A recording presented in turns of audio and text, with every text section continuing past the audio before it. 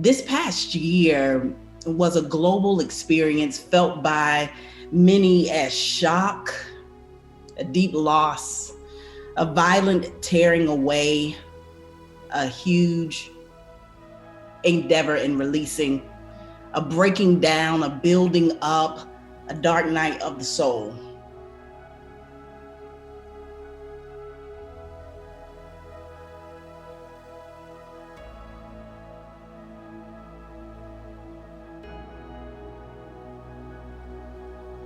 The pandemic of COVID-19 is, at its very core, a spiritual journey.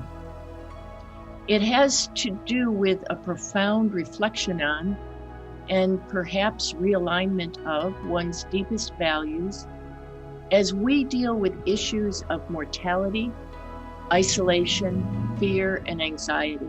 Right. The community has been traumatized and continues to be. And the definition of trauma for me is that the rug has been pulled out from under our lives. Given the aforementioned challenges, it is no surprise that depression, anxiety, and trauma continue to rise, particularly within the African American community. We are experiencing something we haven't experienced before, on top of the life challenges that people were experiencing, right? So this has kind of made to the forefront for a lot of people. The fundamental question, I suppose, is what is my purpose of my life?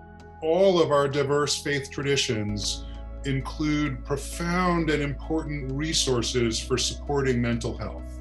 The tools that we need to support wellness and mental health are there in every faith community, in our scriptures, in ritual, in the rhythms of everyday community life, in the loving presence of clergy and lay leaders. So we as mental health professionals and faith leaders need ways to keep the conversation going.